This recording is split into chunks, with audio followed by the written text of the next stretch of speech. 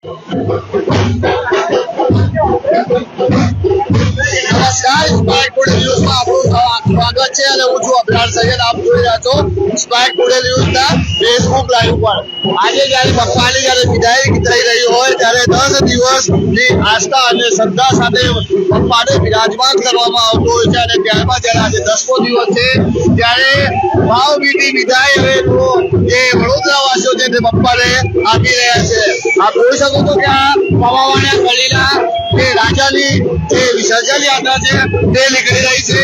હાલ વડોદરા શહેરના સિટી વિસ્તાર એટલે યાકુતપુરા ગામમાંથી જે પવાવાળી ગલી છે ત્યાંથી પપ્પાને વિદાય આપવામાં આવી રહી છે અને ભાવભીની જોઈ શકો છો કે જે શ્રદ્ધાળુઓ છે પપ્પાના જે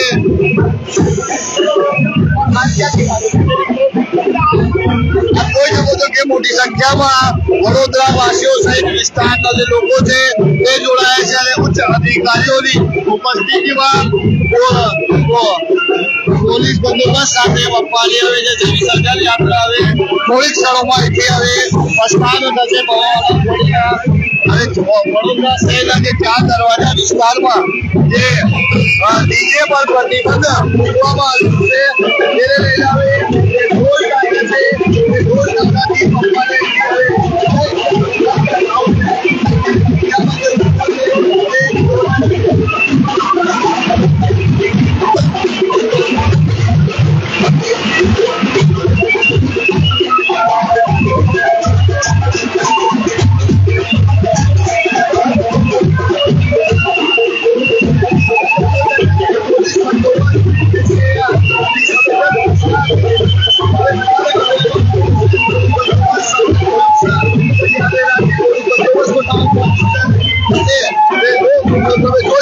મોટી સંખ્યામાં ભક્તો છે તે જોડાયા છે અને ભાવભીની જે છે વિદાય હવે પપ્પાને આપવામાં આવી રહી છે.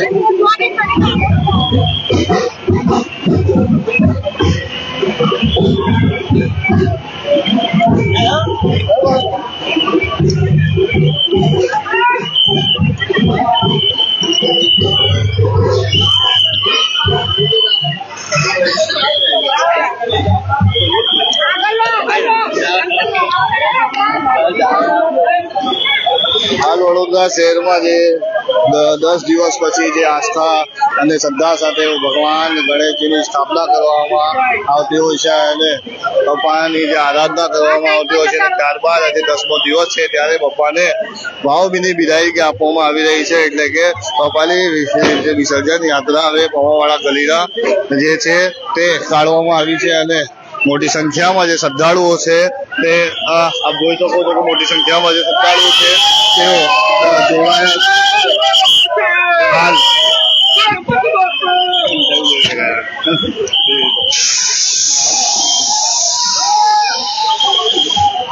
વડોદરા શહેરના જે ફતેપુરાથી યાકુતપુરા જતા જે માર્ગ છે ત્યાં પવાવાળા ગલી આવેલી છે. તે પવાવાળા ગલીના જે રાજા છે તે વિસર્જન યાત્રા હવે પ્રસ્થાન થઈ છે અને તે વિસર્જન યાત્રાથી ચાપાનેર દરવાજા થઈ માંડવી અને માંડવીથી જે તે નવલખી ખાતે પહોંચશે. આપણે જે તેમના આગેવાન છે તેમનાથી પણ વાત કરવાનો પ્રયત્ન કરીશું.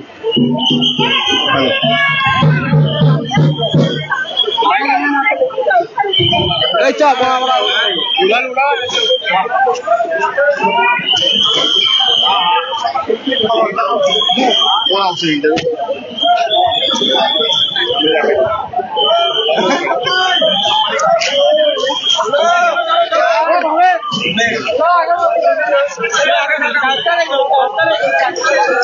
જે આગમન યાત્રા પ્રસ્થાન થઈ છે આપ જોઈ શકો છો મોટી સંખ્યામાં જે શ્રદ્ધાળુઓ છે તે વિદાય આપી રહ્યા છે અને આજે તમામ ભક્તો મોટી સંખ્યામાં જોડાયા છે.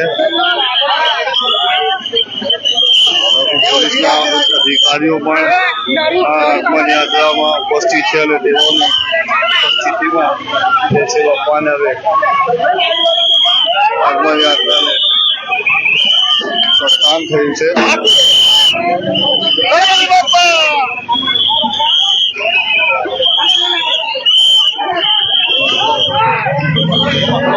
मिनट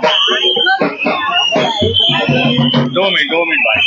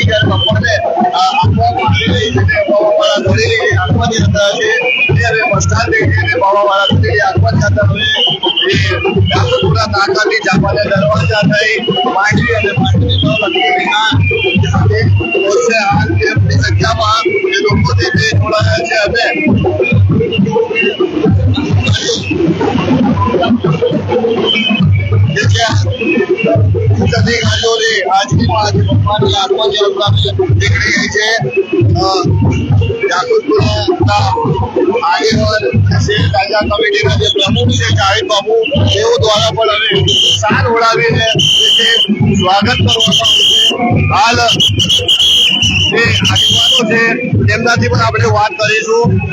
શહેર તાજા કમિટીના પ્રમુખ સૈયદ જાવેદ બાબુ દર વર્ષની જેમ આ વર્ષે પણ જે છે તે આગેવાનોને સાલ ઓળાવીને તેઓનું સ્વાગત કરી રહ્યા છે.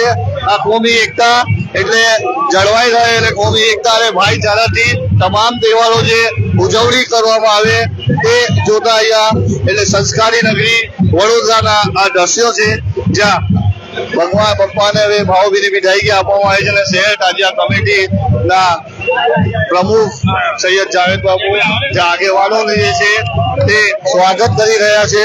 હાલ જોઈ શકો છો મોટી સંખ્યામાં જે લોકો છે તે જોડાયા છે.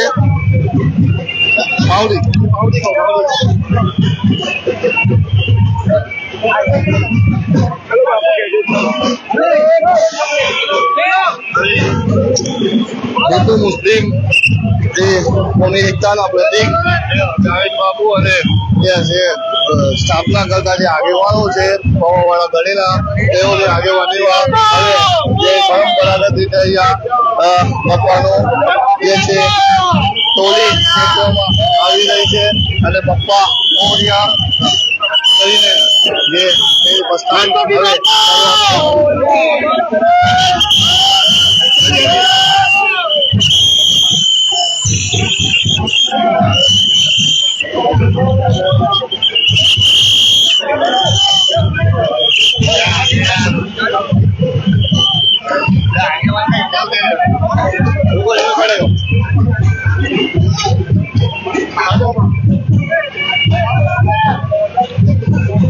બાબુ જેવી રીતે કોમી એકતાના પ્રતિક વડોદરા સંસ્કારી નગરી ગણવામાં આવે છે દર વર્ષની જેમ આ વર્ષે પણ પ્રસ્થાન કરવામાં આવે છે. શું કે આ વડોદરા શહેરની સંસ્કારી નગરીના તહેવારો છે અને વડોદરા સંસ્કારી નગરીમાં ગણેશજી, જગન્નાથજી, મહોરમ, ઈદે મિલાદુન નબી બધા જ જુલુસો જાય છે અને દરેક સમાજના લોકો એનું માન કરે છે, એને સન્માન આપે છે અને મારી એવી દિલી ઈચ્છા કે દર વર્ષે આ જેવા વડોદરાના જુલુસો નીકળે એ જુલુસો આપણા છે એમ કરીને એમને આવકારીએ અને સ્વાગત કરીએ તો વધારે સારું છે. જી તમામ જે ધર્મના લોકો એકબીજાની સાથે પ્રેમ અને ભાવ અને ભાઈચારાથી કોમી એકતાથી જે આ તહેવારોની ઉજવણી કરવામાં આવે બિલકુલ ઠીક વાત છે. વડોદરા નગરી એ સંસ્કારી નગરી ગણવામાં આવતી હોય છે અને ત્યારે સંસ્કારી નગરીમાં જે કોમી એકતા જે ગંગા જમના જે તહેજીબ છે તે વડોદરામાં જ જોવા મળતી હોય છે. આ જે દ્રશ્યો છે વડોદરા શહેરના મામાવાળા ગલીના રાજાની જે વિસર્જન યાત્રા છે તે નીકળી છે. તેમાં મોટી સંખ્યામાં જે લોકો છે તે જોડાયા છે. પોલીસનો ચુસ્ત બંદોબસ્ત સાથે ઉચ્ચ અધિકારીઓની ઉપસ્થિતિમાં જે છે આ યાત્રા છે, વિસર્જન યાત્રા તે કાઢવામાં આવી રહી છે.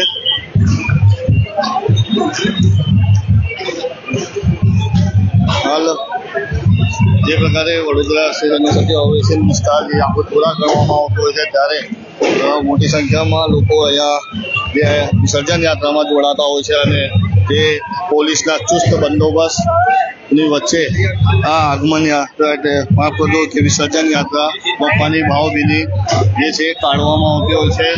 હવે તમામ પોલીસના ઉચ્ચ અધિકારીઓની વચ્ચે હવે આ આગમન યાત્રાનું પ્રસ્થાન થયું છે.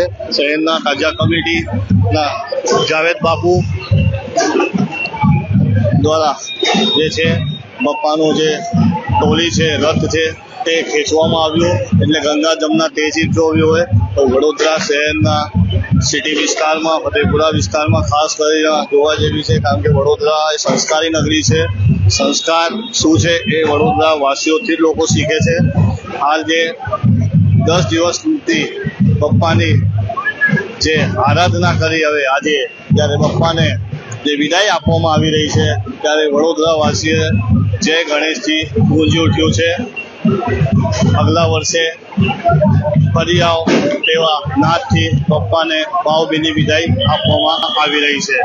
ઇમરાન પસંદ સાથે હું અબરાર